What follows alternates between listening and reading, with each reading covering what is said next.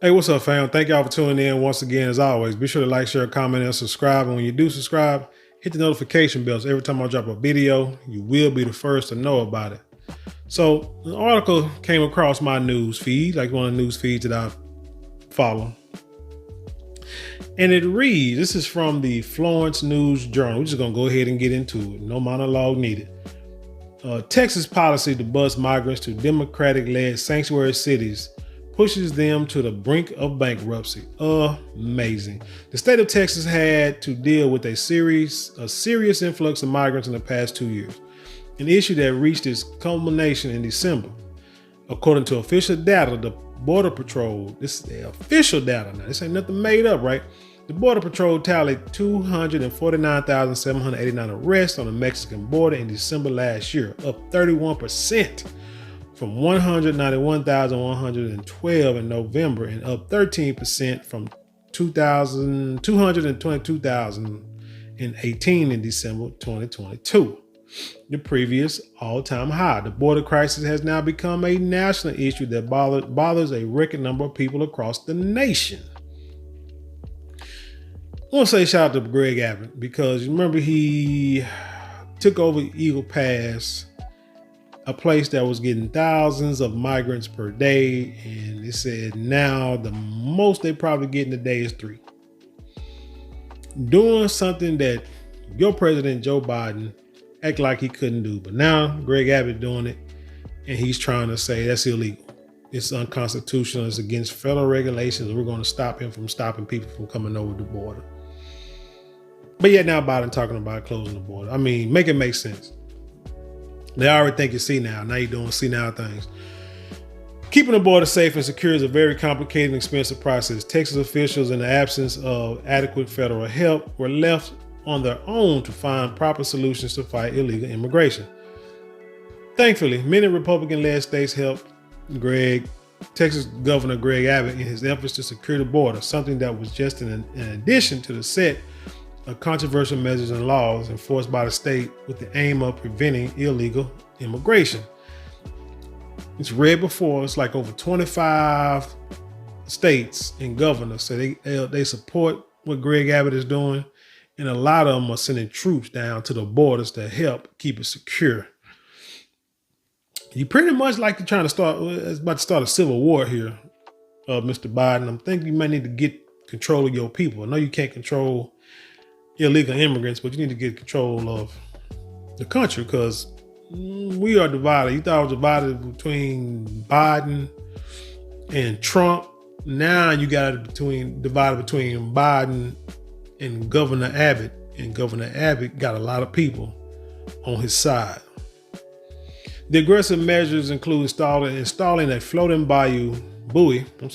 barrier and building a border wall, steps that sparked nationwide debate and initiated several legal processes against Governor Abbott and the state of Texas. But Governor Abbott went even further when he decided to implement probably the most controversial measure, relocating thousands of migrants in major cities led by Democrats. In a January post on X, Abbott announced that Texas has transported over 100,000 migrants to sanctuary cities to relieve overwhelmed border towns. See, Texas, border towns is kind of like what you see in the movies. Desert, maybe a lot of land, it'll be hot, and not a lot of police. You got border patrol, but it's like out there. I mean, I think I've been down like South Texas one time, but if it's anything like West Texas, man, it's just ain't nothing out there. I don't know how West Texas is now, but I know years ago went through West Texas to go to, I think, Carlsbad Caverns or something. I mean, by the time you get on the other side of Fort Worth, it's just a straight road and nothing out there. And it's just, it's terrible. I don't see how people live out there. But border towns or something like that, and they don't have a lot of money. In the budget. So you have a bunch of people hanging around these little border towns. They don't have a budget to take care of these folks, which can be a problem. So Greg Abbott just did what a good governor gonna do, and gonna take care of his people. Because remember what the scriptures tell you, you got to pretty much take care of home first before you take care of everybody else. And for Greg Abbott, Texas is home. That's why It's one of the reasons why I'm proud to be a Texan right now.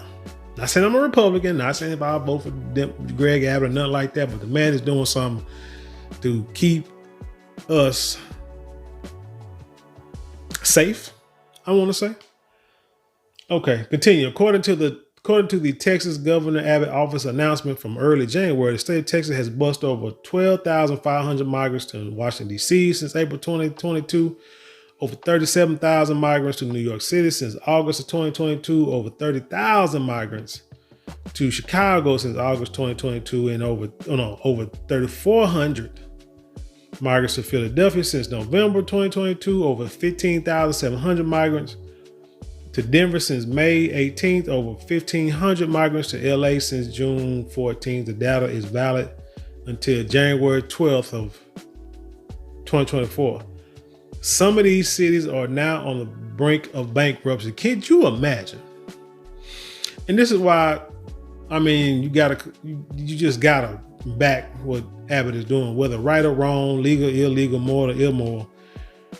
Can you imagine these cities on the brink of bankruptcy, but all that being done in Texas, and you get no federal funding to help in your cause? One, because you're a red state, and Joe Biden, you already know Joe Biden ain't gonna do anything, do very little to help you. Can you imagine how messed up that will make finances, the budget in Texas? One state having to deal with all these, what they say, like 10 million migrants that came into the country in the last couple of years. There's no way in the world. There's no way in the world you can take care of it. There's no way it could be sustained in a state. But he just pushed it out to all different states. So cities really shouldn't be going in a bankruptcy, because you should be getting help from your state government and your federal government. But it seems like that's not happening. Quote, I think at this point, politically unstable for the Biden administration to, I think it's at this point politically unstable for the Biden administration to maintain this unlimited flow into what's essentially a welfare state network of cities like New York, Denver, and Chicago, says Simon Hankinson to CNBC, a senior research fellow at the Heritage Foundation, a conservative think tank based in Washington, D.C. With the ongoing issue, cities like Chicago and New York are starting to limit the number of migrants coming from the South. However, experts believe that cities need more help and money from the federal government to deal with the situation properly. The current level of federal funding provided to state and local government is a drop in the bucket compared to the need, according to Debbie Gandhi, Senior Director of Immigration Policy at the Center of American Progress, a nonpartisan and progressive policy institute. Congress has provided a very small amount of money of $800 million for a FEMA program for the entire country the last fiscal year to assist cities in aiding these newcomers. $800 million is nothing compared to cities like New York, who have spent over $1 billion for their issues. What is it, $1.2 billion for their migrant influx? Illegal. Make sure I make sure to say illegal migrant influx. After the federal government said they would, help fund and finance these sanctuary cities, and they ain't got nothing yet. New York City has gotten only 10% of what the city has spent for helping migrants in 2023. Cities are saying that this money isn't enough. For example, New York City got $154 million, but that's less than a 10% of what is actually spent on helping migrants in 2023, according to the Migration Policy Institute, a group that looks at migration without taking sides. I'm sure it does. This is a whole spectrum of housing, of services needed for people who are new to a place, new to a country, new to a city, says Muzaffar Krishti, a senior fellow at the Migration Policy Institute. These are complicated issues to manage, so the city, the state, and the federal government, frankly, were not prepared for it. No, they was not. Because what they assumed is all the illegal immigrants would be in Texas. They'll come in, get arrested, and then they'll be either housed somewhere in Texas. And Greg Abbott would figure it out, and he had to take care of it. And he made send a few to different sanctuary cities. He'll talk to the mayors. They probably thought that they would force him to talk to the mayors of these different cities, and he would have to bend to the will of the Democratic Party. But Greg Abbott did something that I say that I believe in all the time when it comes to people doing wrong, right? Like when you have children or even adults and they'll do something to try to buck the system, they do it thinking, first they might do it to test you, see how far they can take it. Then once you put your foot down, they're done with it. But if they feel that they can take it a little bit further, because they practice this, it's just their way of life. If they feel they can take it a little bit further, then they'll take it to a point to where you will have to do something drastic. And the thing is, that's what you're going to have to do. You're going to have to take it to a level that they don't expect you would do. And when you do that, now you're the bad guy. But in reality, they're the one who forced your hand. They think you're gonna buck. You're gonna try to be calm. You're gonna be timid. Not gonna do anything, and simple as that. But that's not how it works. When you got the power, you got the authority, you use it. When you got people that's dependent on you to control situations and not to let outside forces hurt you, or even inside forces, whoever it is, you have to take it to a level that they don't expect. You got to ask for forgiveness, not permission.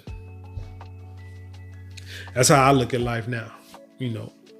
Forget all that trying to be nice. You don't do that. You do like Greg Abbott did. Oh, y'all sanctuary cities, nobody want to help us. Okay, let's ship all these people out. Let's process them, get these buses, and get these sun guns up out of here, and let them sanctuary cities deal with it because they want them. I mean, if you want them, then you take them. There's no ifs, ands, or buts about it. If somebody comes to your house and you like, nah, I don't want to, don't want to take them in, or don't want to help them, or you riding down the road and you see homeless people on the side of the road, suspected homeless people on the side of the road begging for money. You can either give or not give. And if you don't give, it is what it is. You may have speculations about if they're legit. And if you do give, then that's your choice. But the person that passed by and didn't give, you can't look down on them because they, like I said, they may have good reasons. They might have got burned. They might know that this guy got a Mercedes around the corner and you don't. But who are you, who are you to say what I should and shouldn't do in this instance? But like I say, my man like saying that he ain't trying to spend all his money on these folk who there's no return on investment. So send them to people that want them. But anyway, that's all I got for this story, man. Tell me what y'all think about it. Leave your comments below. Let's dialogue. You know how we do it around here.